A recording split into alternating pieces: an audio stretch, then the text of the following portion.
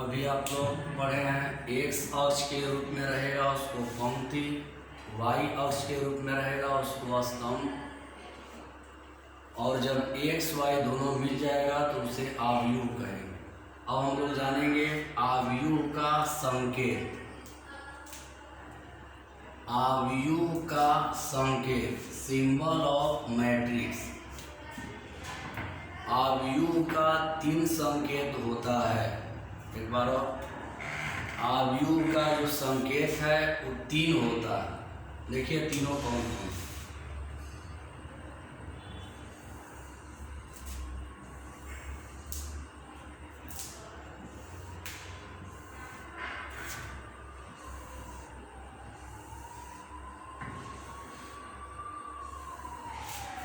आव्यूह का 3 संकेत होता है। आव्यूह का संकेत देखिए 3 होगा। ऐसा अगर लिखिएगा तो ये भी आव्यूह का संकेत है, ये भी आव्यूह का संकेत है, ये भी आव्यूह का संकेत है। लेकिन ज़्यादा प्रयोग जो है आव्यूह में फर्स्ट वाला का होता है। कहीं कहीं पर सेकेंड वाला है, थर्ड वाला नहीं आता है। लेकिन जानकारी के लिए है कि आव्यूह का संकेत जो होता है 3 होता है। ऐसा ब्रैकेट रहेगा या ऐसा ब्रैकेट रहेगा या ऐसा ब्रैकेट रहेगा, उसको हम लोग कहेंगे आव्यूह का संकेत। ये जो संकेत है इसी का ज़्यादा प्रयोग है। इन तीनों को, इसको बड़ा ब्रैकेट, इसको छोटा ब्रैकेट नहीं बोलेंगे। इसको भी बोलेंगे आव्यूह, इसको भी बोलेंगे आव्यूह, इसको भी बोलेंगे आव्यूह। तो आव्यूह का जो संकेत है 3 होता है। ये भी आव्यूह का संकेत है, ये भी है, ये भी है। अभी हम लोग पढ़े एक्स अक्ष के रूप में लिखावट को पंक्ति कहते हैं, वाई अक्ष के रूप में लिखावट को स्तंभ कहते हैं, और जब एक्स तथा वाई दोनों मिल जाता है तो उसे आव्यूह कहते हैं। यानी पंक्ति स्तंभ जब मिल जाएगा तो उसको आव्यूह बोलेंगे। आव्यूह का 3 संकेत होता है। तीनों संकेत आप लोगों के सामने है। ऐसा ब्रैकेट या ऐसा ब्रैकेट या ऐसा ब्रैकेट, तीनों में से कोई भी ब्रैकेट डालिएगा तो उसको हम आव्यूह का संकेत ही बोलेंगे।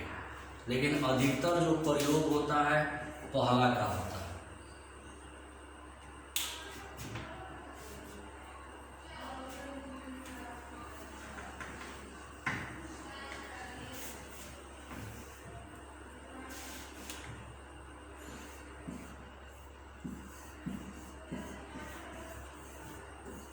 आव्यूह का कोटि,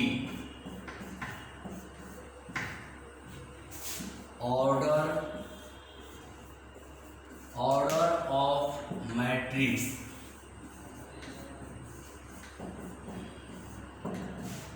अब हम लोग जानेंगे आव्यूह का कोटि क्या होता है। ऑर्डर ऑफ मैट्रिक्स यानी आव्यूह का कोटि, ऑर्डर ऑफ मैट्रिक्स।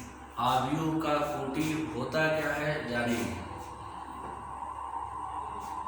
संकेत आप लोग देख लीजिए 3 संकेत होता है, लेकिन पहला का प्रयोग होता है। तीनों संकेत को हम लोग बोलेंगे आव्यूह का संकेत।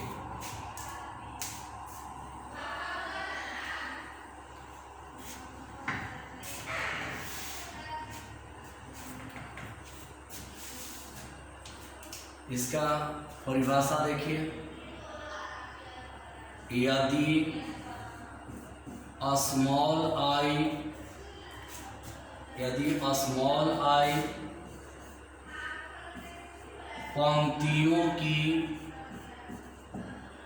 पंक्तियों की संख्या होता है, यदि स्मॉल आई पंक्तियों की संख्या होता है और स्मॉल जे स्तंभों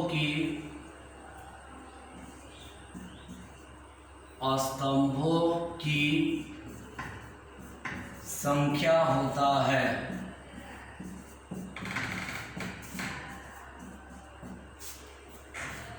यदि स्मॉल आई पंक्तियों की संख्या होता है और स्मॉल जे स्तंभों की संख्या होता है, एक बार, यदि स्मॉल आई पंक्तियों की संख्या होता है और स्मॉल जे स्तंभों की संख्या होता है, तो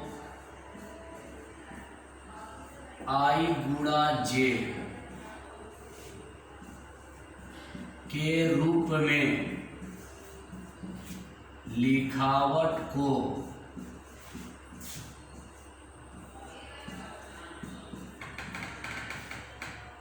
कोटि कहते हैं।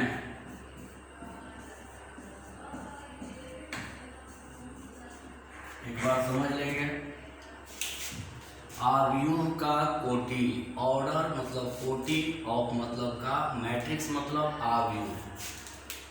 यदि स्मॉल आई पंक्तियों की संख्या होता है और स्मॉल जे स्तंभों की संख्या होता है, तो आई गुणा जे के रूप में, लिखावट को कोटि कहते हैं। मतलब आई पंक्ति का संख्या हो गया, number of matrix, number of row, I जो हो गया पंक्तियों की संख्या यानी नंबर ऑफ रो, जे है स्तंभों की संख्या यानी नंबर ऑफ कॉलम्स। तो आई गुणा जे को हम लोग कहेंगे, आई गुणा जे के रूप में जो लिखावट हम लोग करेंगे उसी को कहेंगे कोटि।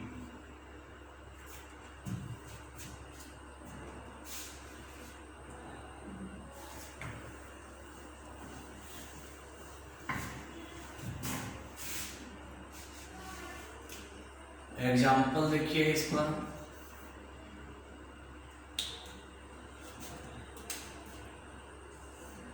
आव्यूह है 1 2 3 4 5 6 का कोटि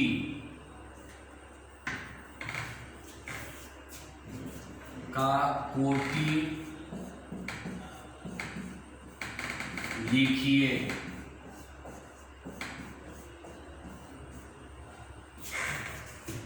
प्रश्न है कि आव्यूह इतना, इसको मिटा दे रहे हैं।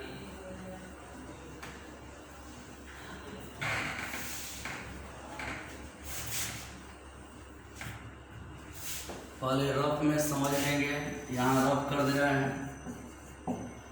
आई को कहते हैं पंक्ति की संख्या, जितना भी पंक्ति की संख्या होगा उसको हम लोग आई कहेंगे। जे को कहते हैं स्तंभों की संख्या, जितना भी स्तंभ होगा उसको, जितना भी स्तंभ का संख्या रहेगा उसको जे कहेंगे।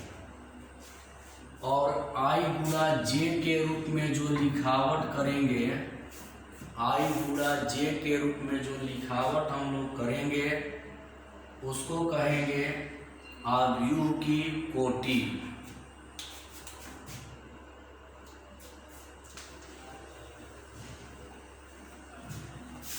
उदाहरण दिए हैं, उदाहरण में देखिए, उदाहरण हो गया आव्यूह 1 2 3 4 5 6 का कोटि लिखिए।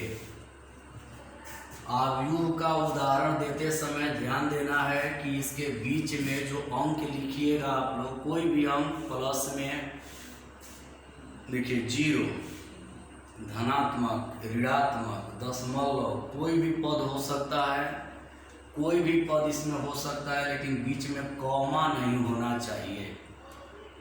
कोई भी पद हो सकता है, प्लस माइनस दशमलव, 0, p/q के रूप में कोई भी हो सकता है, लेकिन इसमें बीच में कॉमा का प्रयोग नहीं करें। यदि कॉमा का प्रयोग कर देंगे तो गलत हो जाएगा। तो इसका हल देखिए,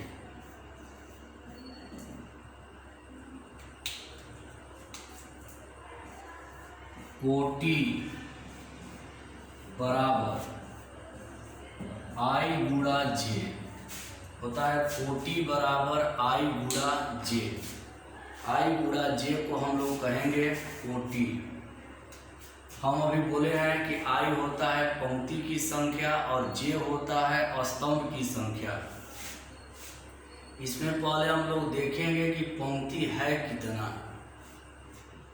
बोले हैं कि देखिए एक बार यहाँ समझ लीजिए, ऐसे रहेगा तो पंक्ति, ऐसे रहेगा तो स्तंभ, इसको पंक्ति इसको स्तंभ। इसमें देखते हैं एक्स के रूप में एक लाइन है, एक्स के रूप में ही लाइन है, एक्स के रूप में ही लाइन, एक्स के रूप में लाइन का संख्या 2 है, एक्स के रूप में 2 है। देखिए 1 1 2, तो आई के जगह पर लिख देंगे 2 गुणा। स्तंभ देखेंगे, देखिए एक्स अक्ष, तो देखिए एक्स अक्ष अगर इसको मिलाते हैं तो एक एक्स अक्ष एक और एक्स अक्ष दोनों को मिलाएंगे तो हो गया 2 एक्स अक्ष। गिनेंगे तो एक एक्स अक्ष एक और तो हो गया आपका 2। तो हम बोले हैं कि एक्स अक्ष को पंक्ति कहेंगे तो दोनों पंक्ति होगा, तो इसमें संख्या हो गया 2, तो आई की जगह 2। जे होता है वाई, तो वाई वाला देखेंगे 1 2 3, मतलब y x के रूप में 2 और y के रूप में 3, तो यहाँ पर j के जगह पर हो गया 3। इसको 2-3 और एग्जाम्पल देकर आप लोगों को बतला रहे हैं।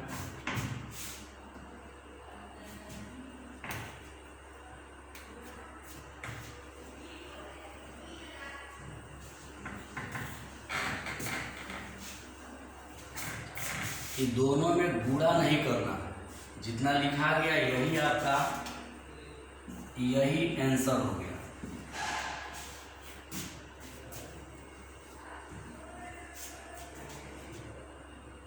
एक और एग्जांपल लेते हैं, 3 -2 0 7 8 5 3 2 -10। इसका कोटि देखिए, इसका यदि कोटि लिखना होगा तो आई गुणा जे। कोटि जब भी लिखेंगे आप लोग आई गुणा जे का प्रयोग करेंगे। इसमें पहले एक्स वाला लाइन को गिनेंगे, याद रखना होगा इसमें कॉमा बीच में कभी मत दीजिएगा, कॉमा का प्रयोग नहीं करना है। बीच में यदि कॉमा गलती से हो भी जाता है तो आपका गलत हो जाएगा। तो इसमें गिनेंगे 1 2 3, एक्स अक्ष 3 हुआ, यहाँ आई के जगह पर लिख देंगे 3। वाई अक्ष देखेंगे 1 2 3, वाई देखिए एक्स अक्ष 3 हुआ, तो यहाँ आई के जगह 3, वाई अक्ष 3 हुआ, तो वाई के जगह पर 3, जे के जगह पर 3। एक और एग्जांपल लेते हैं,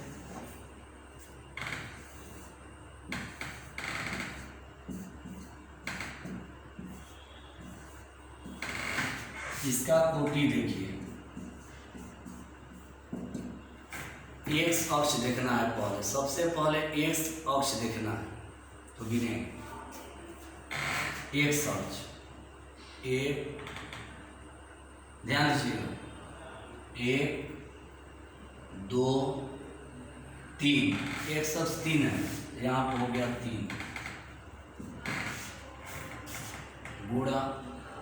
अब y देखेंगे कितना है, तो y अक्ष 2 है, देखिए 1 और 1 2, तो यहाँ पर 2, मतलब पहले पंक्ति वाला संख्या गिनकर लिख लेंगे, फिर गुणा का चिन्ह देकर स्तंभ वाला संख्या गिन करके लिख देंगे। यही हो गया अवयव का कोटि। एक बार अच्छा समझ लीजिए, पहले पंक्ति जितना संख्या है उसको लिख देंगे, बीच में गुणा, पंक्ति वाला एक्स वाला गिन कर लिख देंगे, फिर वाई वाला गिन कर लिख देंगे, उसी को कहें कोटि। इसमें गुणा नहीं करना है, यही आपका आंसर होगा। समझ गए होंगे कोटि के बारे में आप लोग।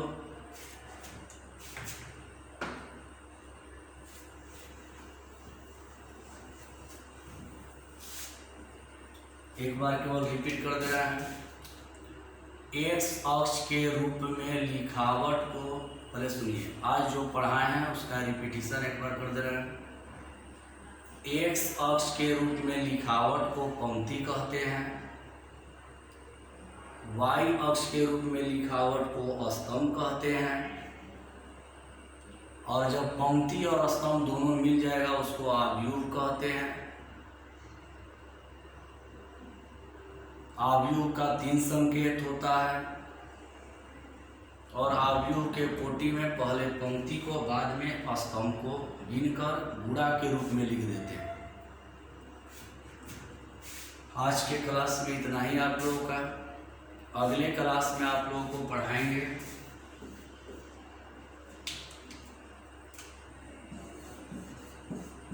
आव्यूह का प्रकार, टाइप्स ऑफ मैट्रिक्स।